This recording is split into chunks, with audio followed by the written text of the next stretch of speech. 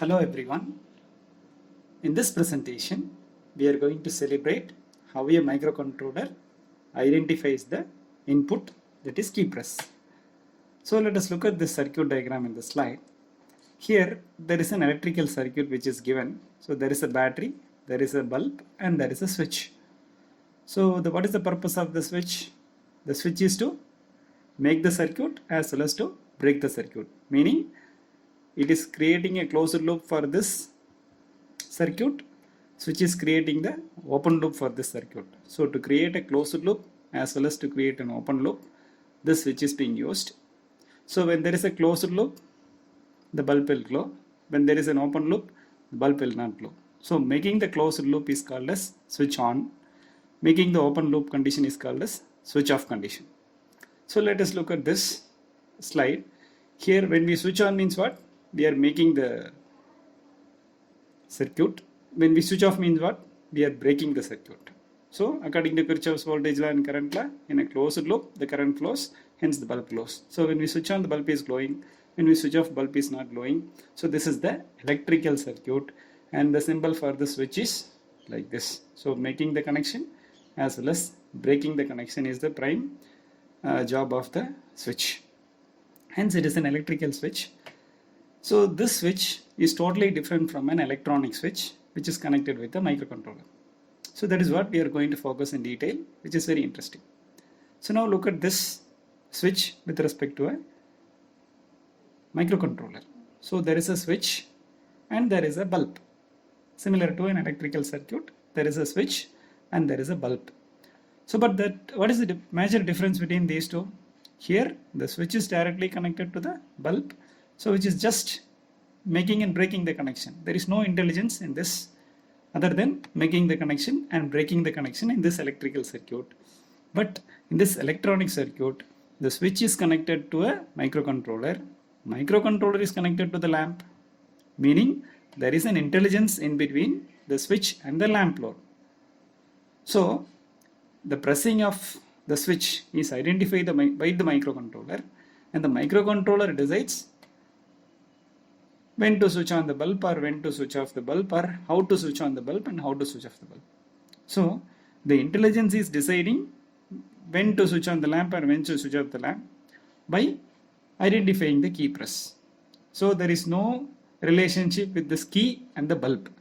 So when we press the key press is identified by the microcontroller, and switch on the lamp or switch off the lamp is being decided by the corresponding microcontroller, which is an electronic intelligence.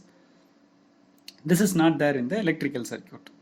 Okay, so that is why the switch with respect to electronic circuits is available like this as shown in the screen. Look at the screen here. So for switching on the device, we use the same switch.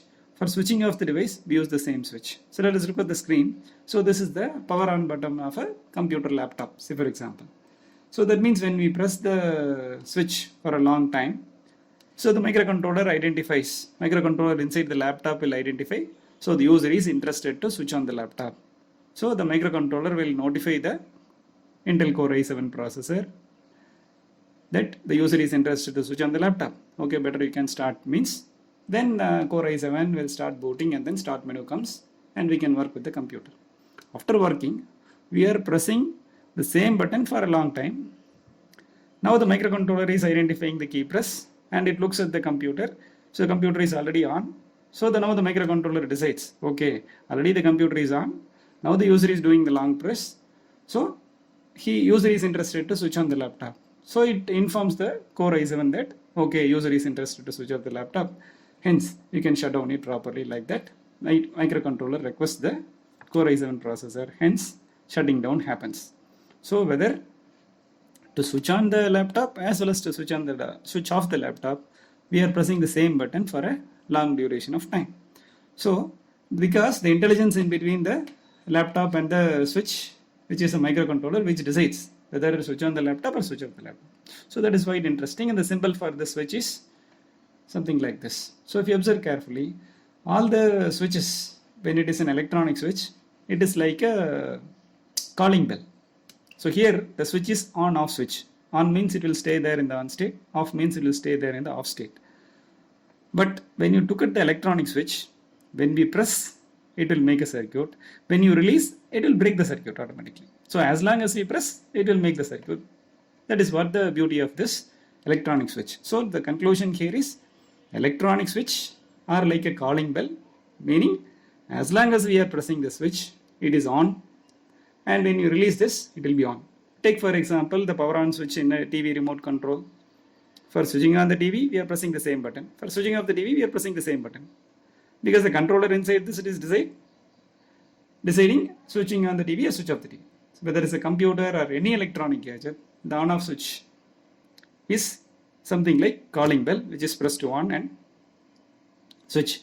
Not only power on off switch, you take any keyboard in a calculator, if you take any keyboard in a computer keyboard, all the keyboards are push to on switch. Nothing is like on off switch.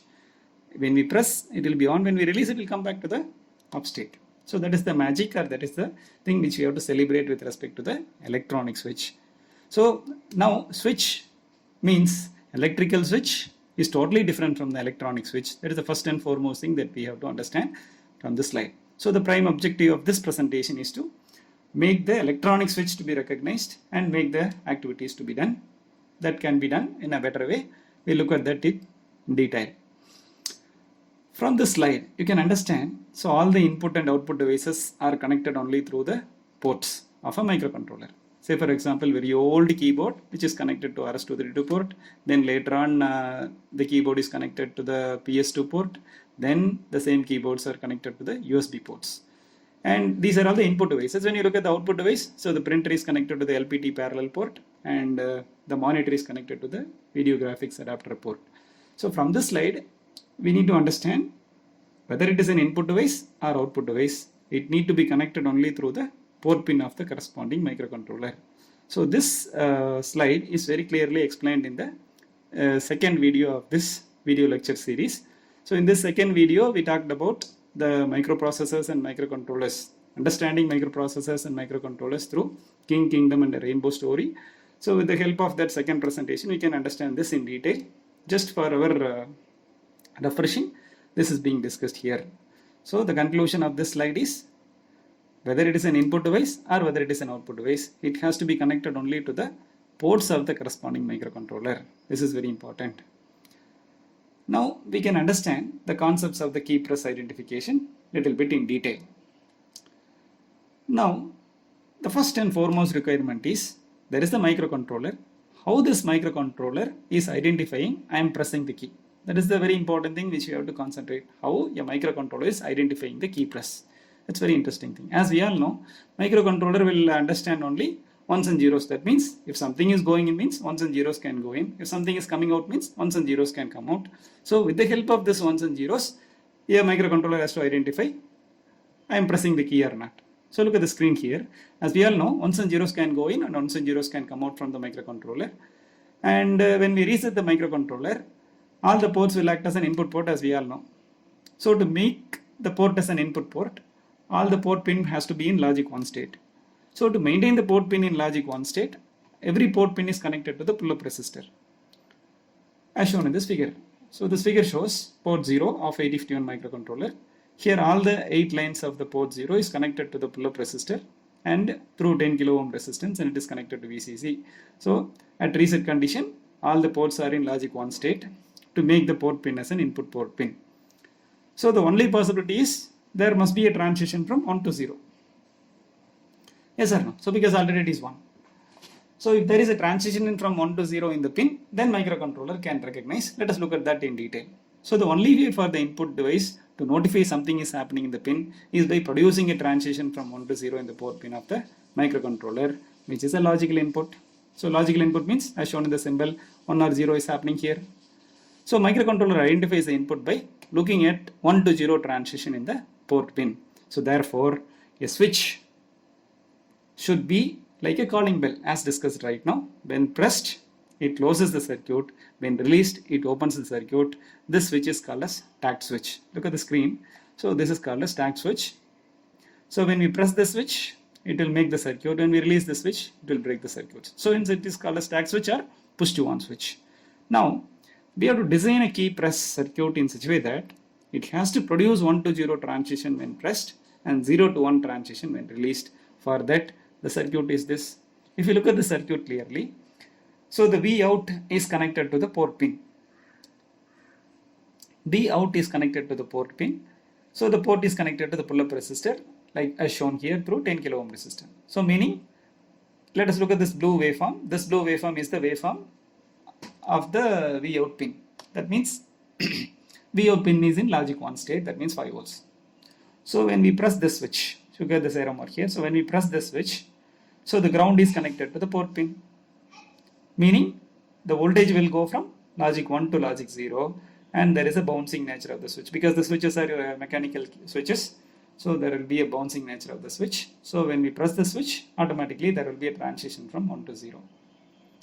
So when we release the switch, automatically there will be a transition from 0 to 1 with small bouncing. So this is the voltage waveform output at the port pin of the microcontroller. So pressing the switch produces a transition from 1 to 0, and releasing the switch produces a transition from 0 to 1 by this circuit arrangement. And this is the only possibility for a microcontroller to identify the key press. Let us look at it, how best it identifies the key press in much better way. So let us design the hardware for the TACT switch interfacing. So designing the hardware means what? Connecting one end of the switch to the ground and connecting other end of the switch to the microcontroller, along with the pull-up resistor as discussed right now. So this is the circuit diagram where there are switches where the one end of the switches are connected to the ground and other end of the switches are connected to the general purpose input output pin or port pin, something like this. If we make a board, the board will look like this. So there are 3 switches in this board, which is a TACT switch, and this has to be connected to the microcontroller's motherboard. When it is connected to the microcontroller's motherboard, then we can use it as a keyboard interfacing. So now look at this screen once again. By connecting the TACT switch with any one of the GPIO pin as per the circuit, and when we press the switch, it produces a transition from 1 to 0, and when we release the switch, it produces a transition from 0 to 1. So this is more than enough for a microcontroller to identify something is happening in the pin. So this is the only way to make a microcontroller to identify the key press. So we can look at the C code for the time being to identify how the key press is identified.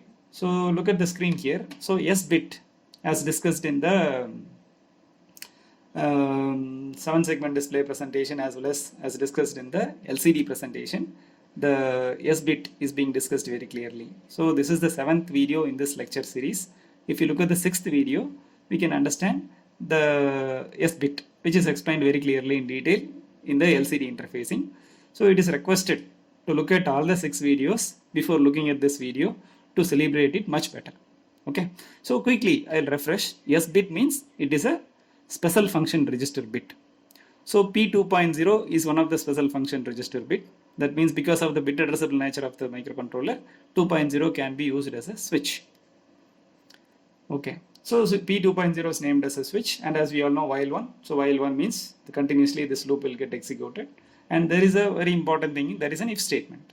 So if you look at this if statement, if switch equal to 0, meaning switch is 2.0. So when 2.0 equal to 0, this condition is true, so this code will work. This code will get executed. So until P2.0 becomes 0, this code will not get executed. When P2.0 becomes 0, then this code will get executed. So when 2.0 will become 0, when I press the switch, this switch is connected to 2.0, so it will become 0. So when it becomes 0, this code will get executed. So when this code is getting executed, when I press the switch means, what will happen? So the D will get incremented. So, and the incremented value is pushed out to the port 1. So in port 1, we can see the D is getting incremented. When I press the second time, again D will get incremented. D will become 2 and 2 will be sent out through port 1. When I do the third press, D will become 3. Or if I press and hold, so the loop will keep on executing and D will continuously increment, and port 1 will show the incremented value a little bit clearly. But right now we are discussing about only how to interface a key. And when we press the key, the key press is identified by looking at 0 in the corresponding pin by using if statement, and the function below this if statement will execute, and then with respect to our case, when the switch is pressed, it has to increment something like volume up.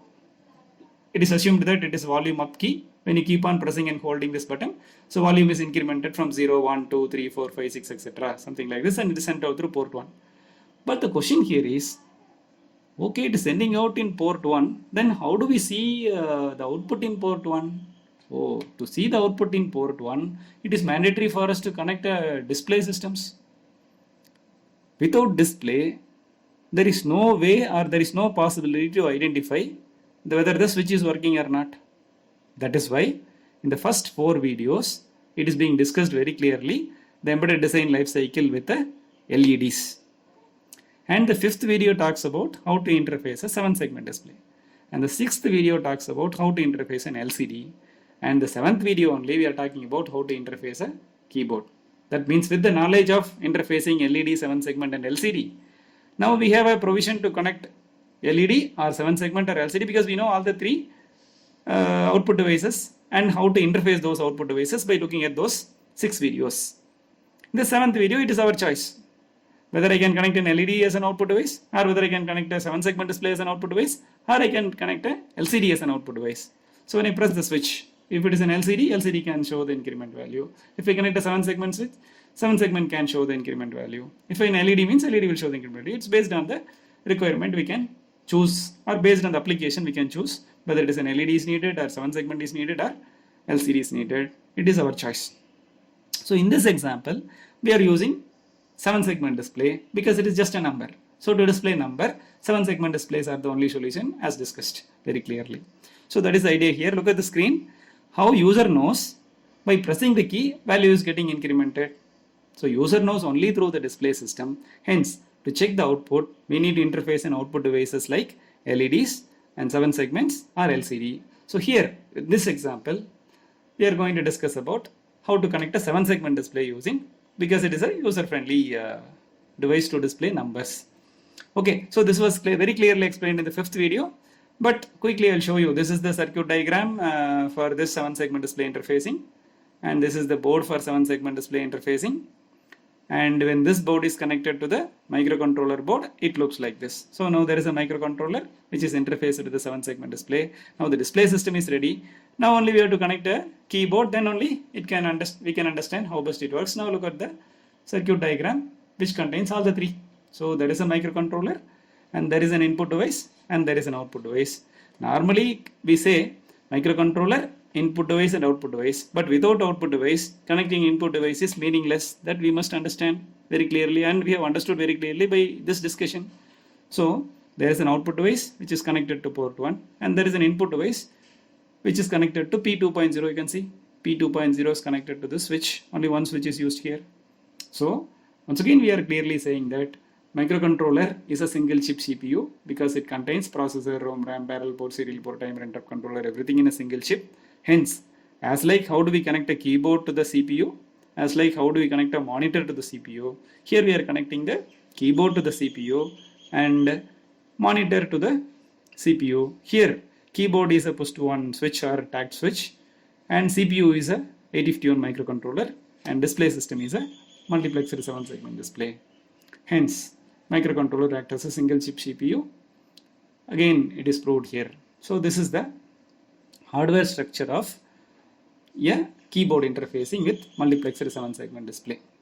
So now let us look at the software design for the TACT switch interfacing with 8051 microcontroller and 7-segment display. And if you write the software means, we have to write the software for this hardware. So this is the hardware circuit where the switch is connected to the one of the port pin through ground. Now the coding part was very clearly explained in the 4th video. So if you want to understand how to write a C program for an 8051 microcontroller, or how to write a C program for embedded system, it is requested to look at the 4th video. It is very clearly explained. And after looking at 4th video, we can understand this coding which will be more comfortable. But quickly I will refresh that. So hash include reg51.h is including the header file for an 8051 microcontroller. And just now we have discussed special function register bit is P2.0, and we are labeling that as a switch. And there is a small delay function which is there for debouncing. I'll let you know soon. And there are characters, unsigned character D's of ones, and while one, as we all know, while one is an indefinite loop where all embedded system has to run continuously 24/7 round the clock. How to identify the key press? We can identify the key press by looking at 0 in the corresponding pin. For that we need an if statement. So we can write if switch equal to 0. That is what the first instruction. If switch equal to 0 means, then this statement will get executed. Now here we are going to learn one more very interesting thing here. So look at the screen here. So when I press the switch, because of the mechanical switch, the key bounces. Because of bouncing, single press is single press. We feel that as a human, we feel that I am pressing only once. But because of the bouncing nature of the mechanical switch, the keys will be recognized as multiple key press. So for example, here look at the screen here. Here it becomes 0. Here it becomes 0. Here it becomes 0. So in the screen it looks like 3 times it is becoming 0. But I am pressing only once. But 3 times the 0 is becoming. So 3 times if this loop is executing means the display will show 3. But I am pressing only once. So in this waveform it is like 3. But sometimes it will become 30. Sometimes it will become like. So for one press, because of the bouncing nature of the switch, as shown here. Because of the bouncing nature of the switch, single press can display as multiple entries.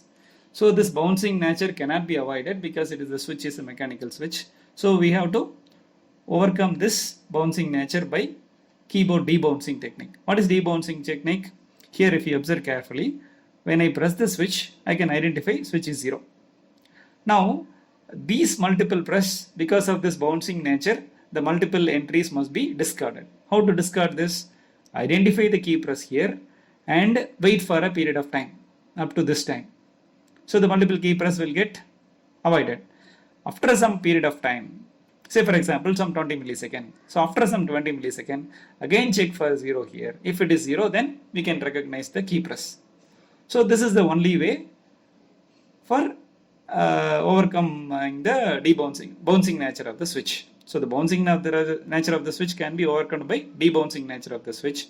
Debouncing is achieved by producing a delay routine. How to introduce a delay routine? Check for 0 in the pin. If it is 0, call a small delay. After some delay, again check for 0. If it is 0, then you can recognize the key press. Through that, the bouncing nature will get overcome. Look at the screen here. So waiting for the key press. When the key is pressed, it becomes 0. Then we are calling some delay of around some 20 milliseconds, which is called the delay for keyboard debouncing.